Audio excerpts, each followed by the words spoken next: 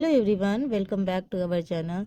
आज मैं बात करने वाली हूँ यूजीसी नेट पेपर फर्स्ट का, जो इम्पोर्टेंट टॉपिक है टीचिंग एप्टीट्यूड। तो आज हम कुछ क्वेश्चन आंसर सॉल्व करेंगे टीचिंग एप्टीट्यूड से रिलेटेड, जिसमें हम देखेंगे किस तरीके से क्वेश्चन पूछे जा सकते हैं इस टॉपिक से।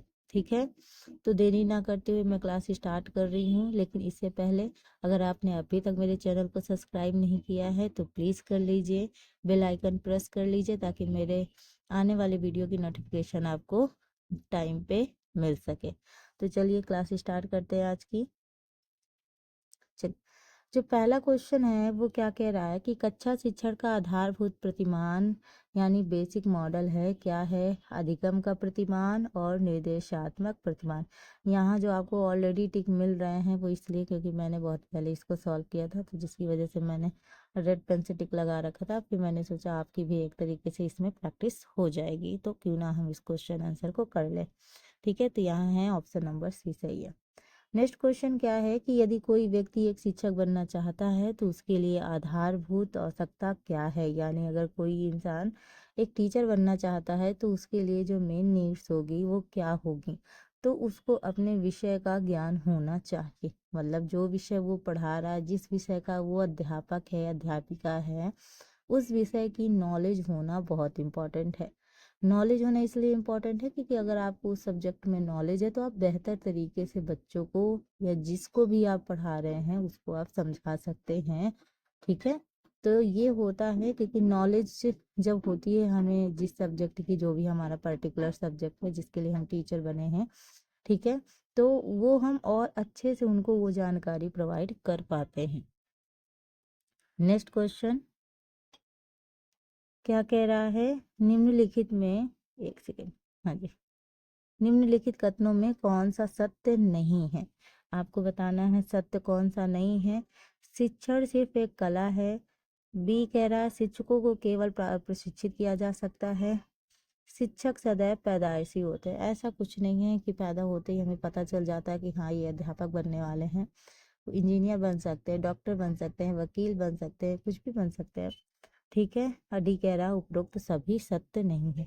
तो यहाँ एलिमिनेट करने का सबसे अच्छा तरीका यही है कि आप निगेटिव वर्ड्स को ढूंढिए। जैसे शिक्षण सिर्फ एक कला है, जहाँ सिर्फ आए, केवल आए या सदैव आए, है ना, तो वहाँ हमेशा क्या ही होता है? गलत ही होता है। ठीक है, ये वाले क्वेश्चन जहाँ केवल वाले मिल जाते हैं ना, तो ये आप गलत को इंडिकेट करते हैं। तो क्या है? सभी यानी उपरोक्त सभी सत्य नहीं है। नेक्स्ट क्वेश्चन है कि निम्नलिखित में से शिक्षक में सबसे वांछित कौशल कौन सा है ना? तो क्या है? शिक्षक द्वारा कही गई बात का छात्र की समझ में आना। मतलब एक टीचर, है ना, तभी एक तरीके से अच्छा, मतलब आप उसको अच्छा कौशल कह सकते हो कि अगर मैं कुछ पढ़ा रही हूँ, ठीक है, अब मैं कुछ पढ़ा रही हूँ और आपको वो समझ में आ रहा है तो बहुत अच्छी बात है। अब मैं कुछ पढ़ा रही हूँ, आपके सर के ऊपर से निकल जा रहा है तो फिर कोई मतलब नहीं। यानी टीचर का ये कौशल होना चाहिए कि अपनी बात को इतने अच्छे तरीके से रखे कि वो छात्रों को समझ में आसानी से आ जाए, और इतना इजी मेथड से रखें ताकि वो जो जो चीज़ पढ़ रहे हैं, जिस चीज़ को वो डिफ़िकल्ट बता रहे हैं, उसको आप बिल्कुल आसान तरीके से बता सको। ये क्वालिटी होनी चाहिए। तो ऑप्शन नंबर ए सही है। नेक्स्ट है, यहाँ पे शिक्षण का स्तर दिया हुआ है और ये शिक्षण का स्तर का आपको क्रम लगाने के लिए भी पूछा जाता है, और ये क्वेश्चन पूछे भी गए हैं। और यहाँ दिया है मुख्य प्रस्तावक, तो इसको भी याद रखिएगा, ये मैचिंग में आ जाता है क्वेश्चन। और जो स्मृति है वो आ जाता है सीक्वेंस लगाने के लिए। तो स्मृति स्तर के प्रस्तावक हैं हर्बर्ट महोदय जी, ग्रहण शक्ति स्तर के हैं मॉरिसन, और विचारशील स्तर के हैं हंट जी। यानी ऑप्शन नंबर ए सही है।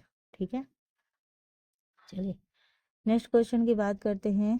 नेक्स्ट कह रहा है कि कौन सा शिक्षण के विभिन्न स्तरों का सही क्रम। अभी देखिए हमने अभी बात की कि क्रम लगाने के लिए दिया जाता है। सबसे पहले सबसे नीचे वाला स्तर होता है स्मृति स्तर, ठीक है, फिर क्या होता है बोध स्तर, और लास्ट में आता है चिंतनशील स्तर यानी थिंकिंग करना, ठीक है, वो आता है। नेक्स्ट क्वेश्चन है कौन सा शिक्षण अधिगम प्रक्रिया यानी टीचिंग लर्निंग प्रोसेस में स्वतंत्र चर है? तो आप भली भांति जानते हैं टीचर क्या है? स्वतंत्र चर होता है, वेरिएबल होता है। कौन सी विधि प्रत्येक शिक्षक द्वारा प्रयोग करनी चाहिए? विश्लेषणात्मक और संश्लेषणात्मक विधि प्रयोग करनी चाहिए। जहाँ केवल दे रखा है वहाँ वैसे भी गलत हो ही जाता है। नेक्स्ट क्वेश्चन की बात करेंगे, क्वेश्चन नंबर 9। यहाँ पे भी क्या दिया हुआ है? शिक्षण सूत्र दिए हुए हैं और उनके क्या दिए हैं? प्रतिपादक दिए हुए हैं। आपको मैच करना है। तो यहाँ पे संपूर्ण से अंश की ओर, ठीक है, गेस्टाल्ट मनोवैज्ञानिक की ओर जाना, स्वाध्ययन, ठीक है, खुद से अध्ययन करना, स्टडी करना, डाल्टन वाला, भावना का प्रशिक्षण यानी मॉन्टेसरी और फ्रोबेल, ठीक है, यानी ऑप्शन नंबर ए सही है। नेक्स्ट है, कौन सा कथन शिक्षण की प्रकृति को दर्शाता है? तो वो हम कहते हैं शिक्षण विज्ञान एवं कला दोनों है। शिक्षण क्या है? विज्ञान भी है, साइंस भी है और आर्ट भी है, ठीक है। नेक्स्ट क्वेश्चन है कि कौन सा क्रम शिक्षण के 3 स्तरों को दर्शाता है? तो अभी हमने बात की स्मृति स्तर, बोध स्तर और सबसे ऊपर चिंतनशील। पेडागॉजिकल स्तर कोई नहीं होता है, ठीक है, ये बात याद रखिएगा। नेक्स्ट है, क्या क्वेश्चन है कि कौन सा मुख्य परिवर्तन आधुनिक समय में मुख्यतः देखने को मिलता है? यह शिक्षार्थी केंद्रित है यानी लर्नर सेंटर्ड है। हमारी एजुकेशन क्या है? लर्नर सेंटर्ड है, ना कि टीचर सेंटर्ड, ठीक है, ऑप्शन नंबर ए। जब शिक्षार्थी आत्मनिर्देशित यानी सेल्फ डायरेक्टेड होते हैं, खुद से कुछ करने की कोशिश करते हैं, ठीक है, स्व प्रेरित होते हैं, तो ऐसी स्थिति को दर्शाने के लिए कौन सा शब्द प्रयोग किया जाता है? ठीक है, तो वो है एंड्रागॉजिकल, ठीक है। क्या होता है? एंड्रागॉजिकल। जब सेल्फ डायरेक्टेड हो, बच्चे खुद से ही आत्मनिर्देशित हो, मुझे क्या करना है, कैसे क्या होता है, तो वो उसे क्या कहते हैं? एंड्रागॉजिकल। नेक्स्ट क्वेश्चन है, निर्देशात्मक उद्देश्य छात्र के लिए लिखे जाते हैं जिससे यह बताया जाता है कि छात्रों से क्या अपेक्षित है। कौन सा लक्षण ऐसे उद्देश्यों में होने चाहिए? विशिष्ट यानी स्पेसिफिक, ध्यान देने योग्य ऑब्जर्वेबल, और सी कह रहा है मापने योग्य यानी मेजरेबल, ठीक है, यानी उपरोक्त सभी सत्य हैं। नेक्स्ट क्वेश्चन की बात करते हैं। क्वेश्चन क्या कह रहा है कि कौन सा कथन गतिशील शिक्षण वातावरण के संदर्भ में सही है? तो शिक्षक एक स्वतंत्र चर है, जो अभी हमने बात की, और छात्र आश्रित है यानी छात्र क्या है? टीचर पे डिपेंड है। लेकिन निम्नलिखित शिक्षण स्तर में कौन सा स्तर कक्षा के पर्याप्त वातावरण के लिए खुला और स्वतंत्र होना चाहिए? तो वो है चिंतनशील स्तर। बच्चा थिंकिंग कर सके, स्वतंत्र रूप से सोच सके, थिंकिंग कर सके, ठीक है। पाठ्यक्रम शब्द का अर्थ क्या होता है? पाठ्यक्रम शब्द का अर्थ होता है कि शैक्षिक संस्थानों के द्वारा निर्धारित लक्ष्यों को प्राप्त करने हेतु सीखने और अन्य अनुभवों का क्या करना? आयोजन करना ही क्या होता है? पाठ्यक्रम का अर्थ होता है। यहाँ मैं इसलिए बहुत ज़्यादा एक्सप्लेन नहीं कर रही हूँ क्योंकि अभी ज़्यादा से ज़्यादा एक्सप्लेन करने की नहीं, आपको ज़्यादा से ज़्यादा क्वेश्चन अटेम्प्ट करने की ज़रूरत है, प्रैक्टिस करने की ज़रूरत है, ठीक है। बहुत ज़्यादा मैं डिटेल से बताने लगूंगी तो फिर टाइम आपका, क्योंकि अभी आपका टाइम बहुत कीमती है, समय बहुत कम है, तो जितना हो सके तो आप प्रैक्टिस ही कीजिए। नेक्स्ट क्वेश्चन है, संज्ञानात्मक ज्ञान क्षेत्र यानी जो आपकी बुद्धि से संबंधित है, आपके संज्ञान से संबंधित है, का वर्गीकरण किसके द्वारा प्रस्तुत किया गया? तो वो है Benjamin S Bloom. Bloom taxonomy से बहुत क्वेश्चंस आते हैं, तो वो भी पढ़ना ज़रूरी है, वो आपको सीक्वेंस लगाने के लिए दे देते हैं, ठीक है। तो यहाँ बेंजामिन ब्लूम, वैसे अगर संज्ञानात्मक विकास की बात की जाएगी तो जीन पियाजे का नाम आता है, जिनमें उन्होंने 4 स्टेजेस बता रखी हैं संज्ञानात्मक विकास की, ठीक है। नेक्स्ट है, कौन सा शब्द पहले से सीखी गई सामग्री का उपयोग करने को प्रतिबिंबित करता है? तो वो है एप्लीकेशन यानी अनुप्रयोग, ठीक है। नेक्स्ट है, संज्ञानात्मक ज्ञान क्षेत्र का उच्चतम स्तर कौन सा है? तो वो है मूल्यांकन। संज्ञानात्मक क्षेत्र का उच्चतम स्तर कौन सा है? मूल्यांकन है, ठीक है। कौन सा विकल्प सत्तावादी स्तर पर शिक्षण को दर्शाता है? तो वो सत्तावादी है, शिक्षक केंद्रित, यानी जब टीचर पे सेंटर्ड होता है, टीचर सेंटर्ड होता है, तो वो होता है सत्तावादी, ठीक। यहाँ पे मिलान करना है, विशेषता है, दर्शन है, तो क्रिया करके सीखना यानी लर्निंग बाय डूइंग व्यवहारवाद से संबंधित है। ठीक है, यहाँ पर्यावरण के माध्यम से शिक्षा ग्रहण करना यानी प्रकृतिवाद से संबंधित है। सत्य, सौंदर्य और भलाई की अनुभूति यानी ये आदर्शवाद से संबंधित है। और यह दुनिया जिस रूप में है, जिस रूप में अब और यहाँ है, तो ये संबंधित है आपका यथार्थवाद से। किससे संबंधित है? यथार्थवाद से संबंधित है। नेक्स्ट क्वेश्चन की बात करेंगे।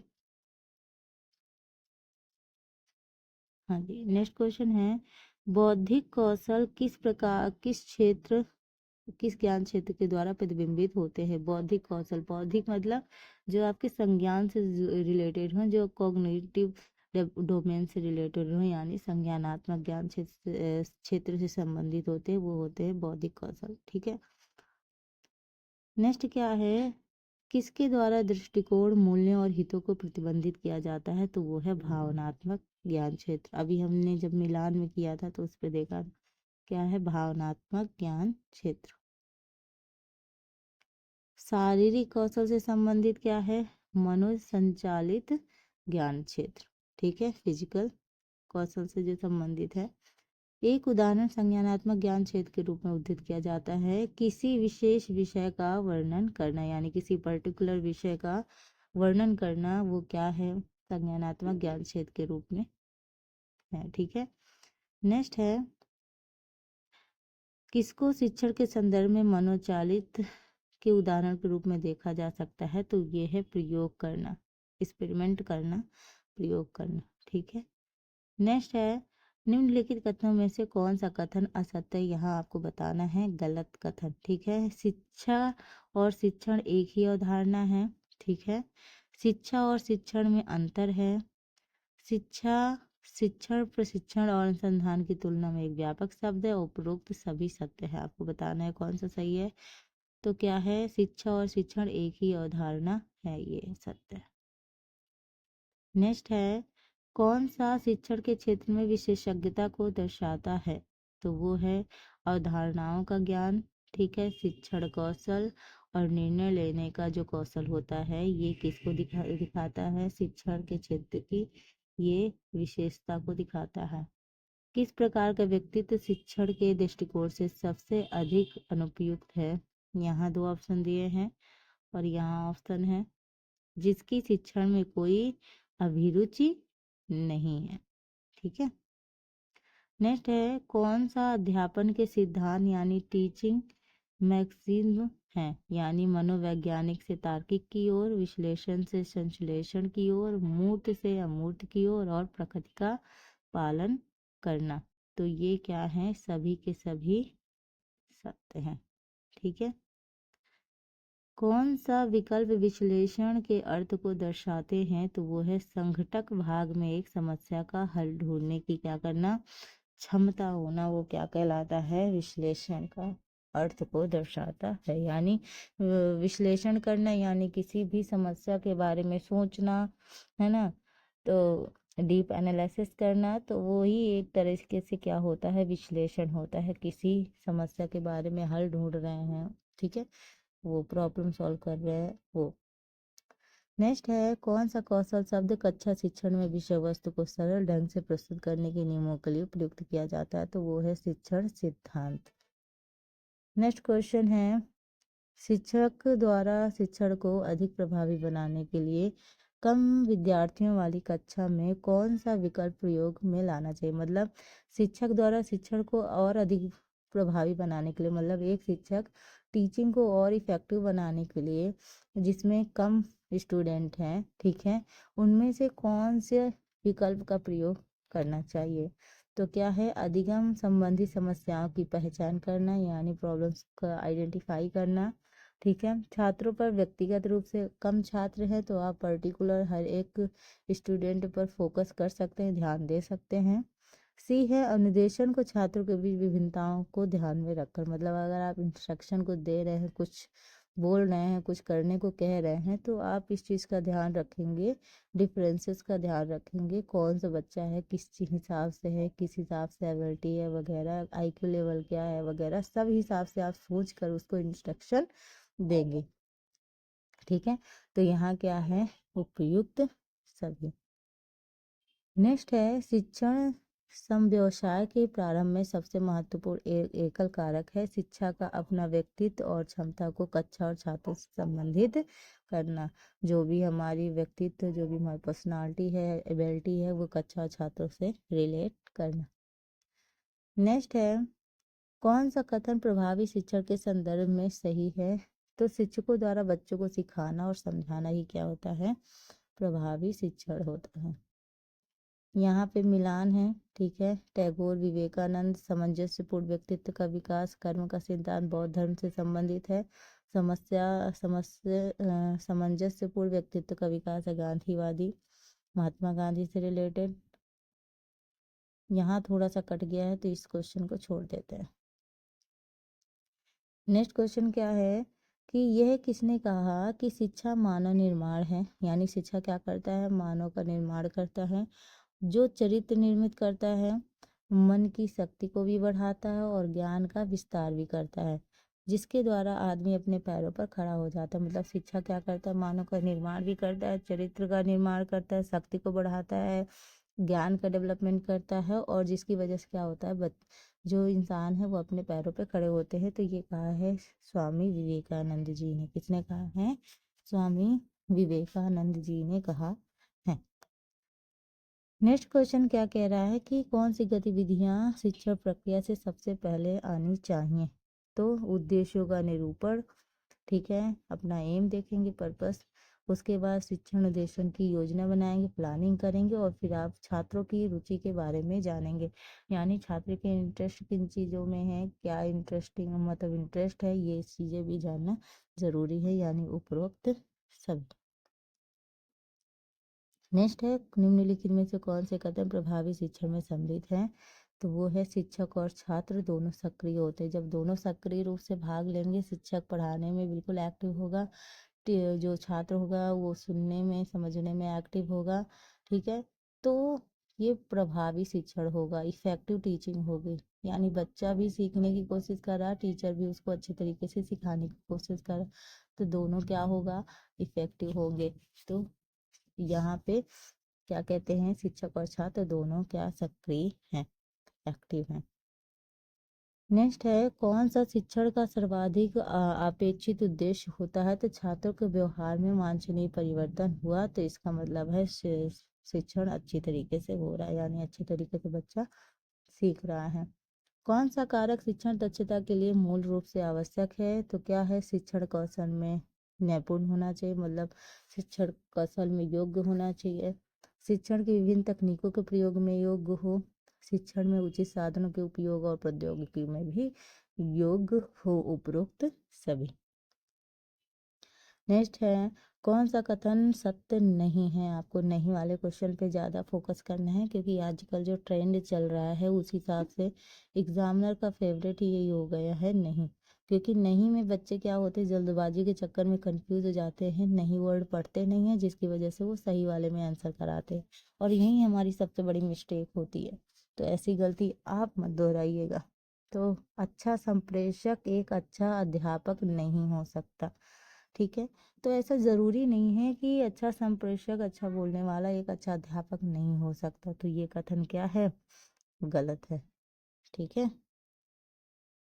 एक सफल शिक्षक वही होता है जो वह अपने विषय को अच्छी तरह से जानता हो। मैंने अभी भी इनसे बात करी कि एक सफल शिक्षक वही माना जाता है जिसको अपनी सब्जेक्ट में अच्छी नॉलेज हो, अच्छी पकड़ हो, ठीक है। बहुत बड़ा ज्ञाता ना हो अपने उसका कि, लेकिन हाँ बस इतना होना चाहिए कि अपने सब्जेक्ट की अच्छी खासी नॉलेज होनी चाहिए, ताकि आप और बेहतर तरीके से सिखा पाएं, ठीक है। नेक्स्ट है, यदि एक शिक्षक अपनी आय बढ़ाना चाहता है तो उससे निम्नलिखित में से कौन सा उपाय करना चाहिए? मतलब अगर एक टीचर को अपनी आमदनी बढ़ानी है, ठीक है, तो वो क्या कर सकता है? तो वो पुस्तकें लिख सकता है। देखिए, कोचिंग संस्थान में पढ़ाना गैर कानूनी है एक तरीके से। गवर्नमेंट एम्प्लॉय के लिए, मतलब अगर मान लो गवर्नमेंट कर्मचारी है, ठीक है, गवर्नमेंट टीचर है, तो अगर आप साइड बाय साइड कोचिंग दे रहे हो तो वो फिर सही नहीं है वो फिर आप खिलाफ जा रहे हो, ठीक है। तो वहाँ आपको इजाज़त नहीं मिलती है कि आप अलग से कोचिंग प्रोवाइड करा के आप एक्स्ट्रा पैसे मतलब कमा रहे हो, ठीक है। शिक्षण संस्थान में ही अधिक पारिश्रमिक वाले कारण नहीं, शिक्षण संस्थान में आपका केवल एक ही काम है टीचर का, आप वही कर सकते हैं, वो अदर कार्य करके आप वहाँ से पैसे नहीं कमा सकते। फिर शिक्षण के अलावा अन्य संविदात्मक कार्य जैसे जो आजकल संविदा पे रखे जाते हैं, जिनके अलग से भी वर्क होते हैं, उनको पैसा मिलता है, आप पैसा कमाने के चक्कर में उनका भी काम कर रहे हो, तो वो गलत है। शिक्षक आप बनने जा रहे हो, ठीक है। टीचिंग का आपको मिला है वर्क, तो आपको टीचिंग ही करनी है, वहाँ पे अदर काम करके आप पैसे नहीं कमा सकते। कमाना है तो रिसर्च लिखिए, पुस्तकें लिखिए, ये सब आप काम कर सकते हैं। एक प्राचार्य के रूप में आप अपने शिक्षक सहयोगियों को किस कार्य के लिए प्रोत्साहित करेंगे? तो भारत और विदेशों में सेमिनार और सम्मेलनों में भाग लेने के लिए भी आप प्रोत्साहित कर सकते हैं। विषय के ज्ञान की वृद्धि के लिए पुनश्चर्या पाठ्यक्रम रिफ्रेशर कोर्स में भाग लेने के लिए भी आप उनको प्रोत्साहित कर सकते हैं। और दलितों के उत्थान के लिए सामुदायिक सेवा वगैरह करनी है, आप उसके लिए भी उसको प्रोत्साहित कर सकते हैं। तो उपरोक्त सभी छात्रों को सबसे अधिक प्रभावी ढंग से सामाजिक और नैतिक मूल्यों को आत्मसात करने के लिए प्रोत्साहित कर सकता है। छात्रों को सह पाठ्यक्रम गतिविधि में सक्रिय रूप से सम्मिलित करके हम सामाजिक और नैतिक मूल्यों को आत्मसात करने के लिए उनको प्रोत्साहित कर सकते हैं। नेक्स्ट है, एक शिक्षक अपने आप को एक प्रभावी संप्रेषक के रूप में स्थापित कर सकता है यदि वह जो सिखाता है उसका छात्रों का को उसका अर्थ समझने में हेल्प करता है।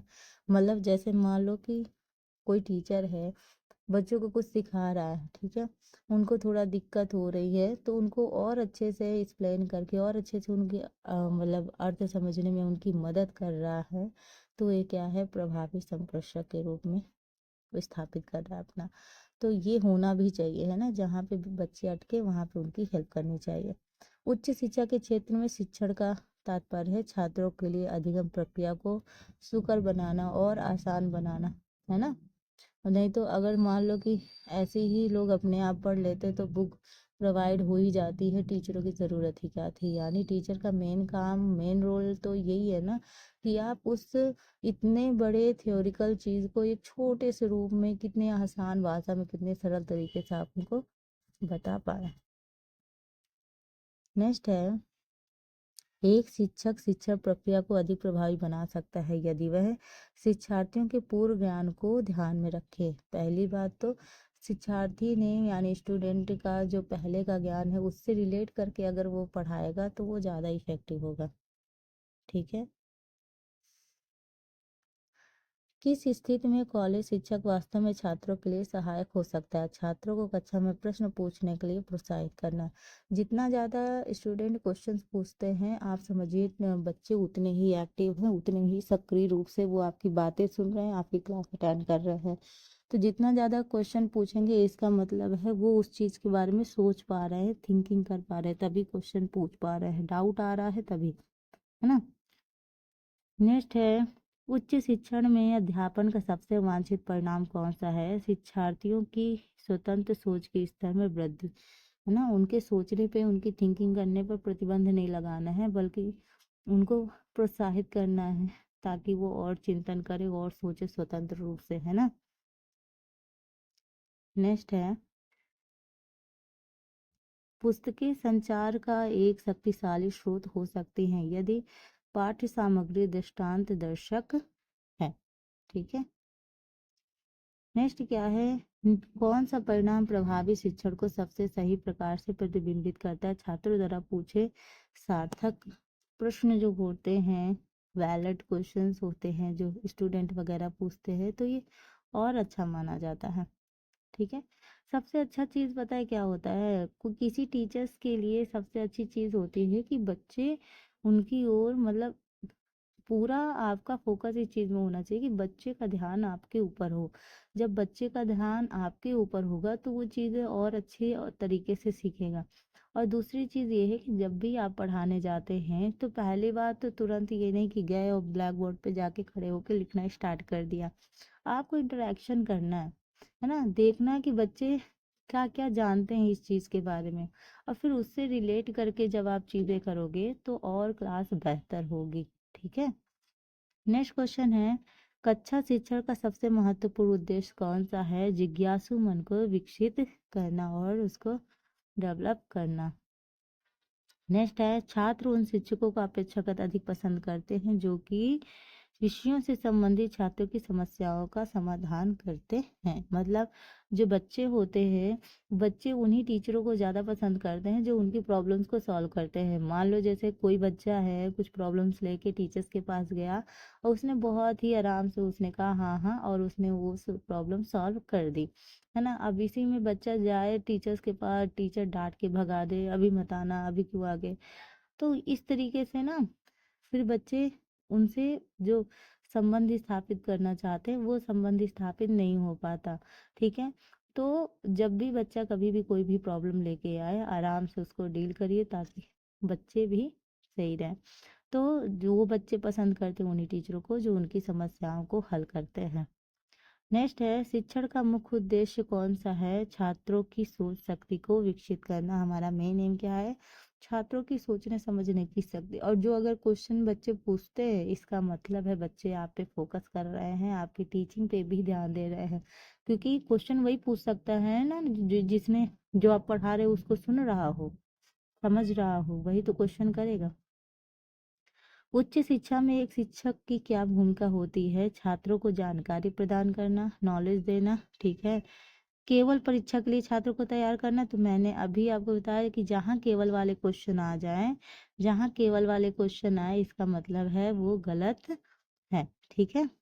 छात्रों को स्वयं सीखने के लिए प्रोत्साहित करना, इसी वजह से हम लोग होमवर्क भी देते हैं ताकि बच्चे जो यहाँ से सीख के गए हैं अपने आप से कुछ चीज़ें करें। ठीक है। छात्रों के बीच प्रतिस्पर्धा को प्रोत्साहित करना। वैसे तो आजकल ये देखा गया है प्रतिस्पर्धा को हम इतना ज़्यादा प्रोत्साहित नहीं करते, फिर भी एक प्रभावी शिक्षक सुनिश्चित करता है कि कक्षा में छात्रों में परस्पर सहयोग की भावना उत्पन्न हो, उसे कक्षा में हस्तक्षेप ना करना पड़े, छात्रों के बीच प्रतियोगिता हो। प्रतियोगिता को तो कभी भी क्या करते हैं, प्रमोट नहीं किया जाता है। ठीक है। नेक्स्ट क्या है, स्थिति की मांग के अनुरूप कक्षा में प्रतियोगिता या परस्पर सहयोग की भावना उत्पन्न हो।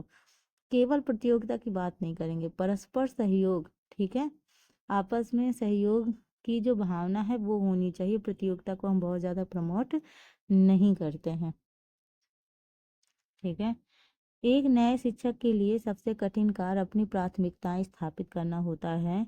प्रायः यह निम्नलिखित में से किससे अपनी कक्षा का प्रारंभ करना चाहिए? छात्रों के साथ तालमेल स्थापित करके।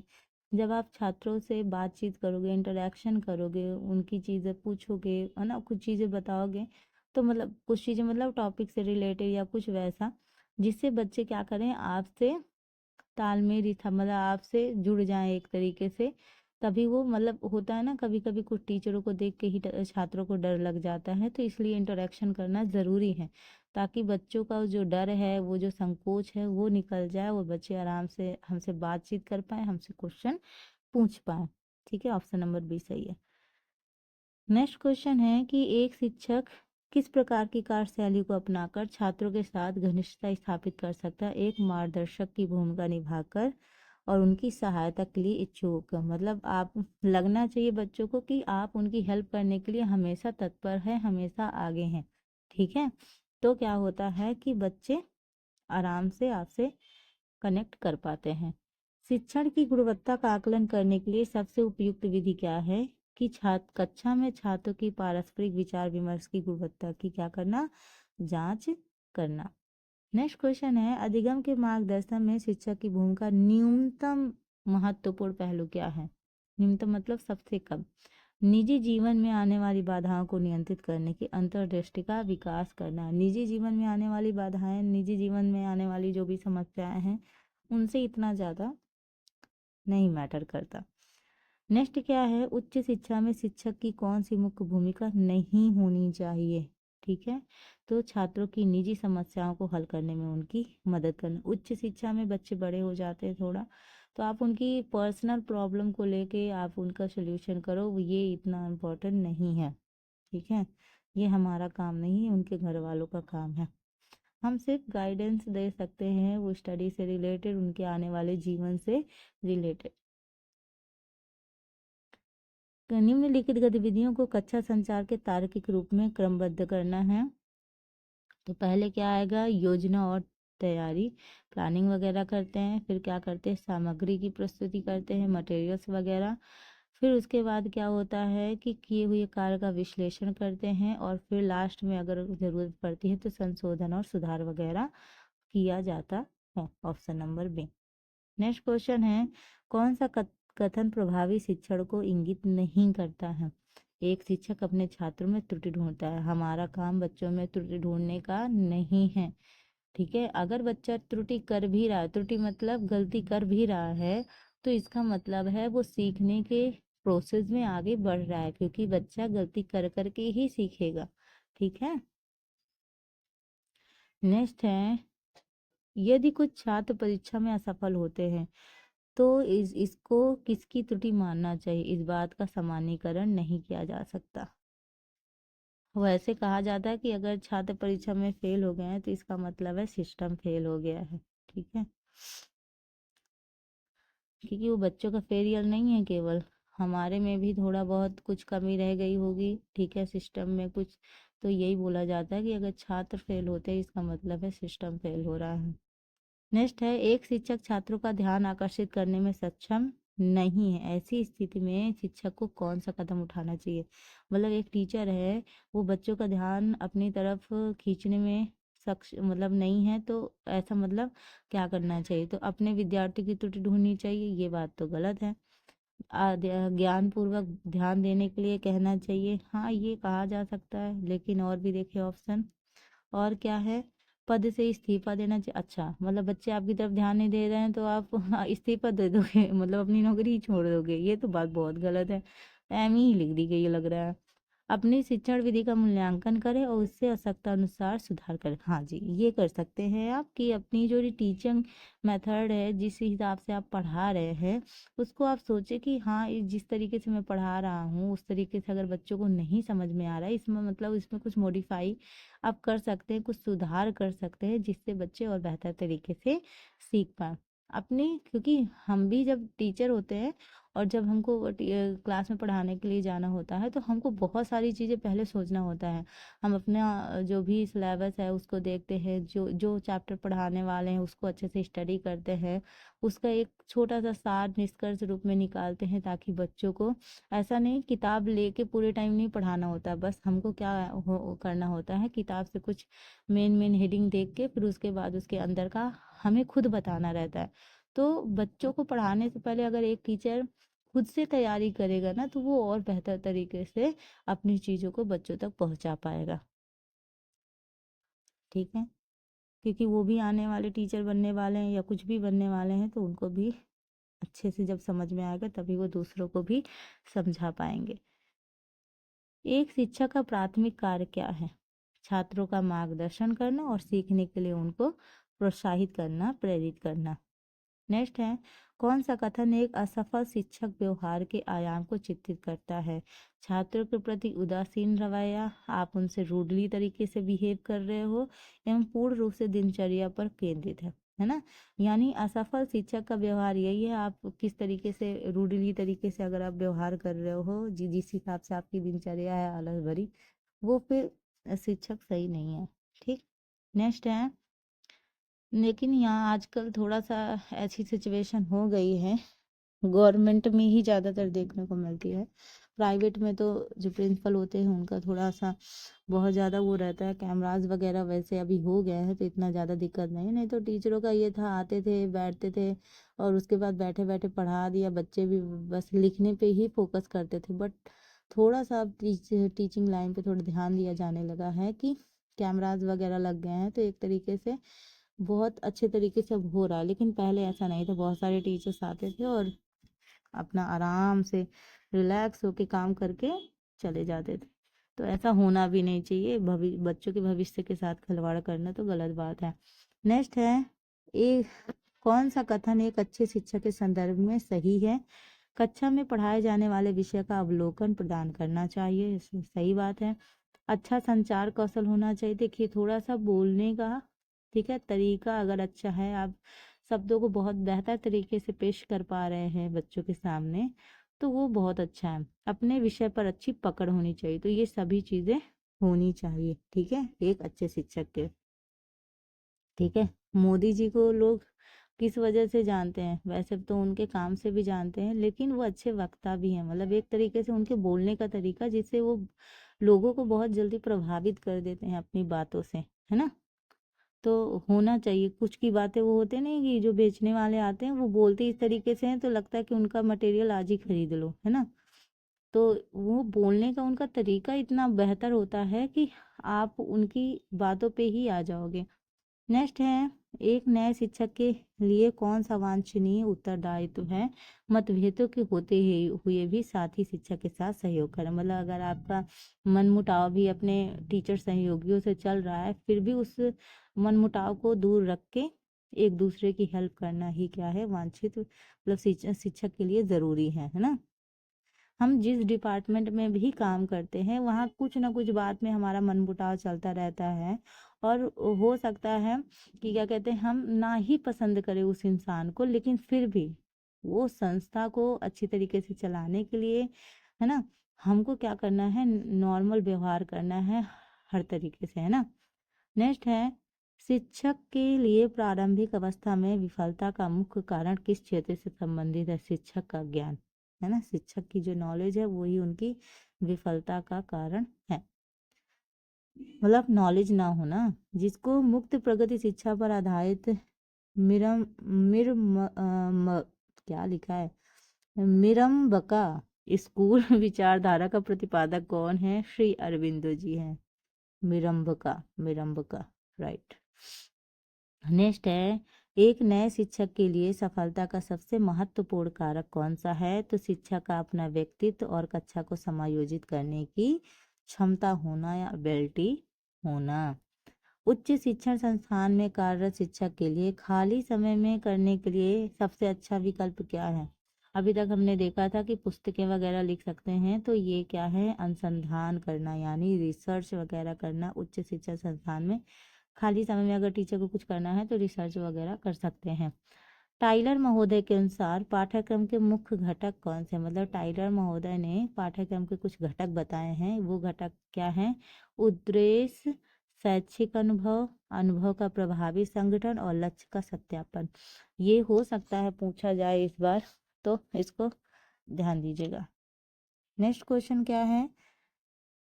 अनुभवी शिक्षकों को एक विषय पर विस्तृत योजना तैयार करने की आवश्यकता नहीं होती है, क्योंकि जैसे वे अनुभव से विशेषज्ञता प्राप्त कर लेते हैं, वे उनका संक्षिप्त प्रारूप तैयार कर सकते हैं। अनुभवी टीचर्स, एक्सपीरियंस जिनको होता है पढ़ाने का, जिनको एक्सपीरियंस होता है, आजकल देखो टीचर्स उन्हीं स्कूलों में वैसे ही टीचर्स रखे जाते हैं जो पढ़ा चुके हैं ना, जिनको एक्सपीरियंस हो, पढ़ाने का नॉलेज अच्छा हो, है ना।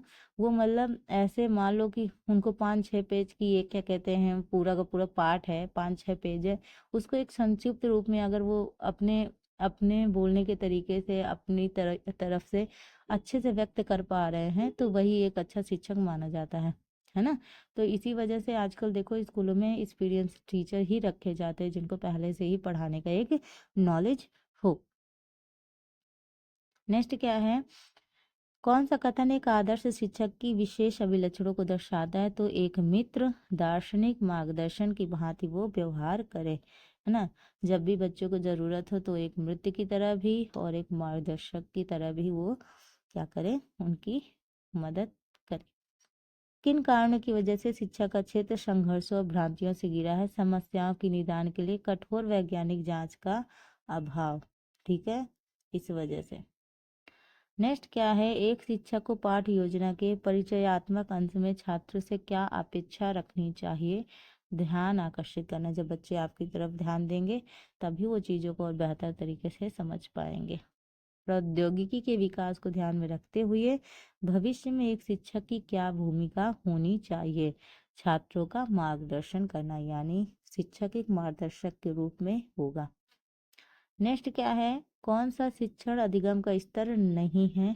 तो विभेदन स्तर। हमें अभी तक हमने पढ़ा, सबसे पहला स्तर आता है स्मृति स्तर, दूसरा स्तर आता है बोध स्तर और तीसरा स्तर आता है चिंतनशील स्तर, तो ये क्या है, स्तरों का क्रम है, तो ए नहीं है। शिक्षण उद्देश्यों के आधार पर किए गए ब्लूम वर्गीकरण, ब्लूम टेक्सोनॉमी से क्वेश्चन पूछा जाता है, उनके ज्ञान क्षेत्र, संज्ञानात्मक क्षेत्र और भावात्मक क्षेत्र से रिलेटेड क्वेश्चंस आते हैं। तो ब्लूम वर्गीकरण में विभिन्न ज्ञान क्षेत्र हैं। कौन सा संज्ञानात्मक ज्ञान क्षेत्र के विषय में शामिल है, तो वो है विचार। ठीक है। नेक्स्ट है, किस महापुरुष द्वारा एकीकृत शिक्षा की अवधारणा को प्रतिपादित किया गया है, तो ये हुआ है श्री अरविंदो जी के द्वारा। ठीक है।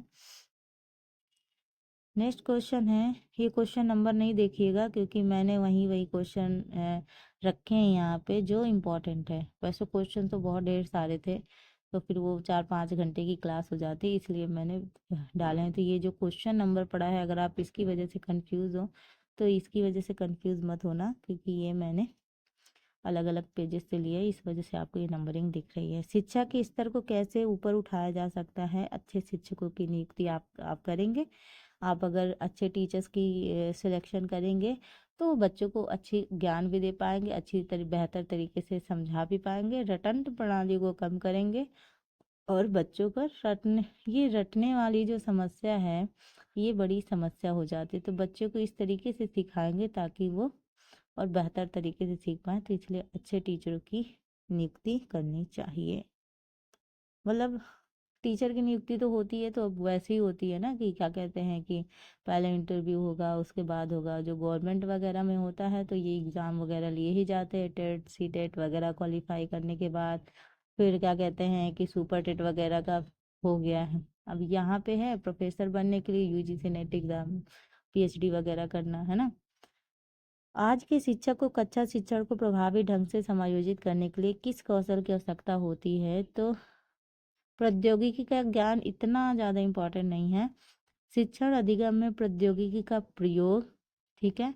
शिक्षार्थियों की आवश्यकता का ज्ञान, यानी स्टूडेंट की नीड्स को पूरा करना, और शिक्षण सामग्री में दक्षता होना, ये तीनों की तीनों चीज़ें मैटर करती हैं। एक शिक्षक का मूल कर्तव्य क्या है, छात्रों के बहुमुखी विकास में उनकी हेल्प करना। कौन सी एक अच्छे शिक्षक की सबसे अधिक महत्वपूर्ण गुणवत्ता है, क्वालिटी है, सामग्री में श्रेष्ठता और सामाजिक वृत्ति का होना, ये इनकी क्वालिटी है। नेक्स्ट है, एक शिक्षक का शिक्षण संस्था में समायोजन का प्राथमिक दायित्व इनमें से किसका बनता है, स्वयं शिक्षक का बनता है। ठीक है। समायोजन बना के रखे, ये टीचर की रिस्पॉन्सिबिलिटी है। नेक्स्ट क्या है, कौन सा कथन सत्य है, पाठ्यक्रम पाठ्यचर्या का ही एक संलग्नक है। पाठ्यक्रम पाठ्यचर्या का ही एक भाग है। नेक्स्ट है, एक अच्छे शिक्षक में सबसे महत्वपूर्ण गुण क्या होना चाहिए, तो विषय का अच्छा ज्ञान, विषय का अच्छा ज्ञान होना चाहिए। नेक्स्ट है, एक संसाधन शिक्षक यानी रिसोर्स टीचर को शिक्षण में आने वाली सबसे महत्वपूर्ण चुनौती क्या होती है, शिक्षण के साथ पाठ्यक्रम की गतिविधियां कराना, यानी पढ़ाने के साथ साथ अगर आप एक्टिविटीज़ कराते हो तो ये आपके लिए थोड़ा सा चुनौती वाला काम हो सकता है। नेक्स्ट क्वेश्चन है, राष्ट्रीय शैक्षिक अनुसंधान और प्रशिक्षण परिषद की स्थापना किस वर्ष हुई, तो 1961 में हुई थी। और अधिगम प्रक्रिया के निम्नलिखित चरणों में से कौन सा उपयुक्त क्रम में नहीं है, तो वो है लक्ष्य। नेक्स्ट है, बच्चे की संज्ञानात्मकता के लिए सबसे बड़ा बाधक कौन सा है, तो वो है आवश्यक प्रेरणा प्रदान करने में वयस्कों की असफलता। मोटिवेशन देने के में क्या होता है, वयस्क असफल हो जाते हैं, यही क्या है, सृजनात्मकता का सबसे बड़ा बाधक है। शिष्य केंद्रीय शिक्षा का अर्थ क्या है, कि शिष्य की आवश्यकताओं और आकांक्षाओं के अनुकूल शिक्षा दी जाती है। ठीक है। यहाँ है कुछ दृष्टिकोण, आपको मैच करना है। भाषा विकास, ठीक है। वैसे वाइगोस्की भी इस